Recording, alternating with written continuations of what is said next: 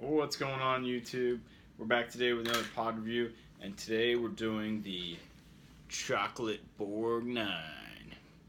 If you take a good look, you can see that it's got these kind of really dark red, where sometimes it gets almost brown. The Borg 9 pepper was originally created by John Harper out of the UK. It is a cross between a Nagla and a 7-pot bubblegum. It has a smooth texture, but it is still bumpy, but it's not blistery like some of the other ones. It's got a lot of contours and crevices in it. The Borg 9 was allegedly named after Ernest Borgnine, who is an American actor best known for McHale's Navy. He was actually in the Navy before he became an actor. I believe he did 2 tours. And really cool dude. Looking at the history of that guy, is pretty cool. Also, John Harper, the grower of these, and a bunch of other different unique pepper strains, including the original Borg 9, the Chocolate Borg 9, which is what we have here, and the Bleeding Borg 9, where there's kind of a color bleed that goes up the stem, which is pretty neat. All right, this is gonna be a hot pepper. So without further ado, let's get down there and cut into it and talk about it some more. All right. All right. So here we go. We got the Chocolate Borg 9 here. I'm gonna cut her open. And again, this is a very, very hot pepper. I'm only going to eat half because, I'm only going to eat half. I don't want to be laying on the floor the rest of the day. All right. As we cut this open, man, you can see, you can see how much oil is already on the knife. Like, look at that. Some rust spots, ignore that. I can smell the heat coming up.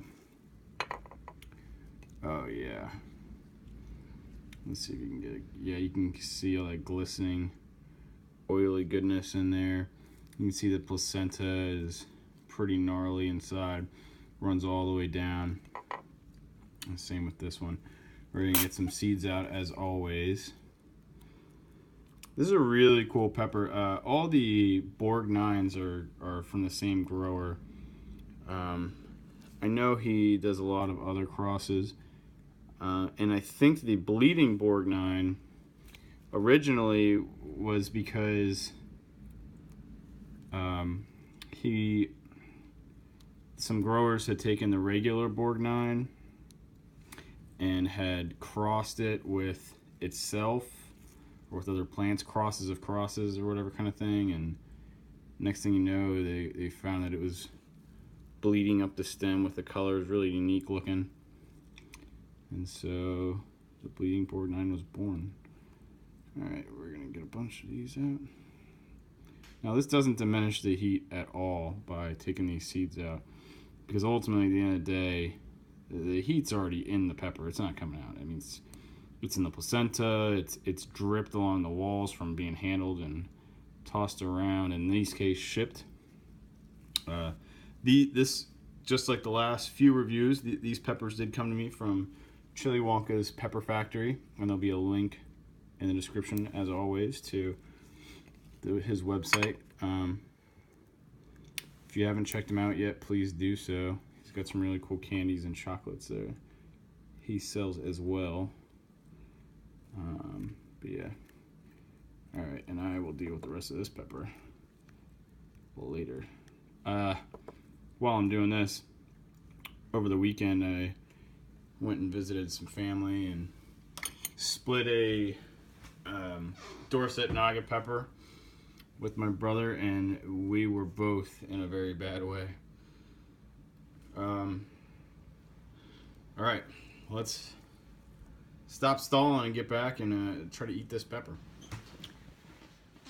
Alright, well here we go. Again, this is the Chocolate Borg 9, sent from Chili Wonka's Pepper Factory, created by John Harper, named after American actor, may he rest in peace, Ernest Borgnine.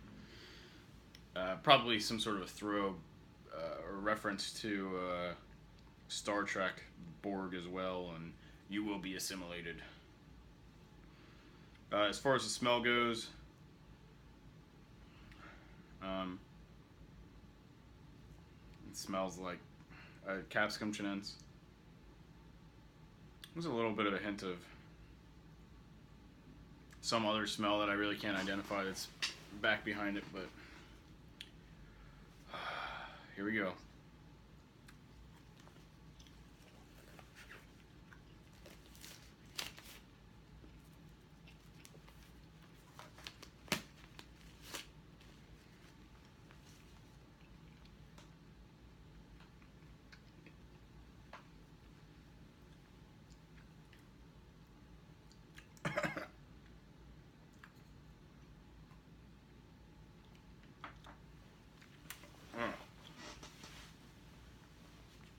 I did not want to swallow that.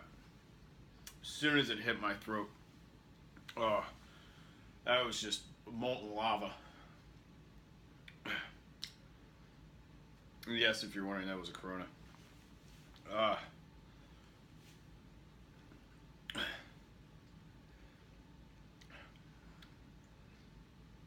Not a lot of flavor. But I'm tearing up. This is, I didn't tear up from the last couple ones, but this is like instant tears.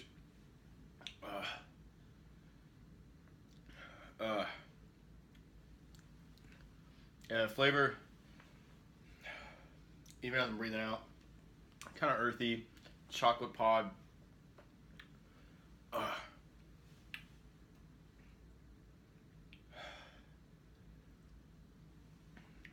It was very quick onset.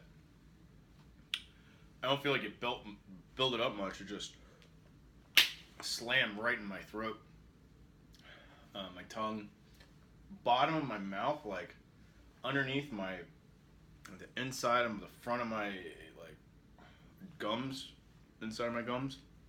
It's an odd spot.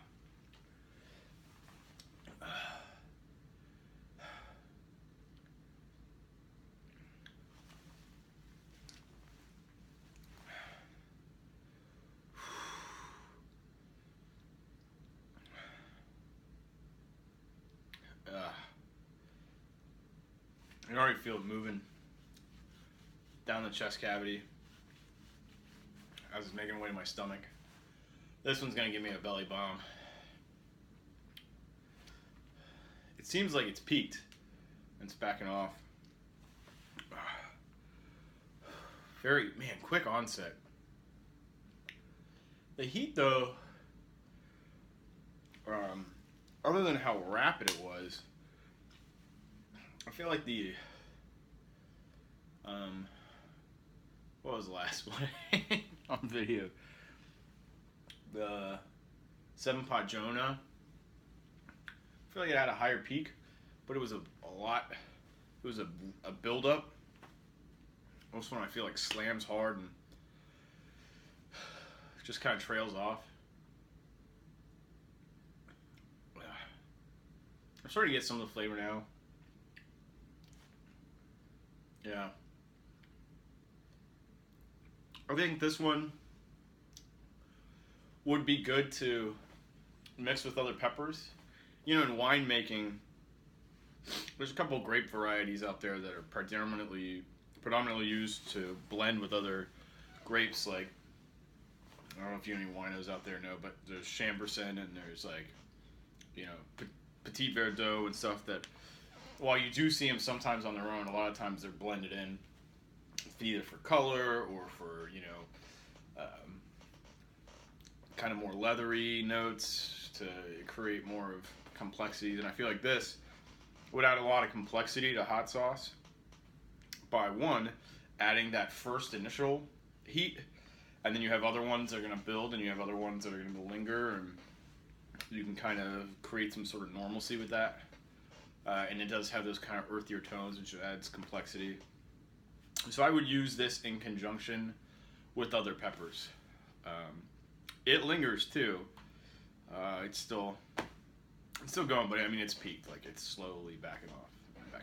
But all right. that was a great pepper for what it is. Like I said, very violent on the onset and just kind of trails off. All right, I think the next one is going to be the Bleeding Borg 9. And we'll see where it goes from there. All right, have a nice day, everyone.